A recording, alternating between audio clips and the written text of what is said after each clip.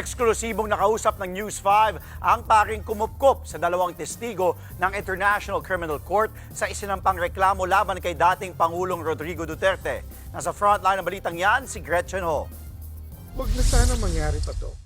Hindi akalain ni Father Albert Alejo na mangyayari na ang matagal niyang hinihintay ang maaresto si dating Pangulong Rodrigo Duterte dahil sa crimes against humanity kaugnay ng madugong war on drugs. When I opened my cell phone at 6 a.m. here in Vienna, I was pleasantly surprised, but I was not able to capture immediately my own emotion. So I've been expecting this. I've been praying for this. Now it's happening. Isa si Alejo sa mga paring tumuliksa sa drug war ng Administrasyong Duterte. Isinusulong niya ang human rights habang nagbibigay boses sa mga biktima ng extrajudicial killings. Si Father Alejo rin ang isa sa mga kumupkop ng mga testigo ng International Criminal Court. Kabilang dyan ang whistleblowers na sina Edgar Matobato at Arturo Las Cañas na mga hitman umano sa Davao Death Squad. Si Matobato ang unang nagsiwalat ng mga pagpatay na iniutos umano ni Duterte. Si Edgar Matobato, nung nag-usap kami, sabi ko, anong gusto mong mangyari? Sabi niya, Father, dami kong kasalanan, dami kong napatay, at kasalanan ko yon at handa akong parusahan ninyo. Kaya lang, Father, inutusan kami. May isang grupo kami na sa tingin namin, akala namin iyon yung magandang paraan ng paglilinis ng lipunan. Si Las Cañas, siya talaga yung mastermind ng mga designing ng pagpatay na talagang malapit na malapit sa kamay ni Duterte.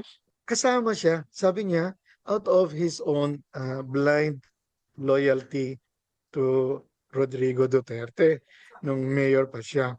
Kaya kung bakit niya gagawin yun at ba't niya aminin kung hindi totoo yun? Si Edgar Matobato at saka si Arturo Las Cañas, kamusta po lagay nila ngayon? Kalabas na sila ng bansa, no?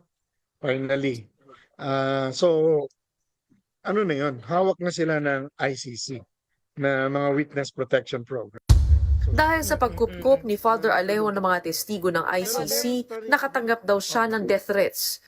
Swerte pa nga kami, may threat lang kami. Yung iba, wala nang threat, pinatay na diretso eh. May sinasabi na papatayin kita, alam namin may tinatago ka.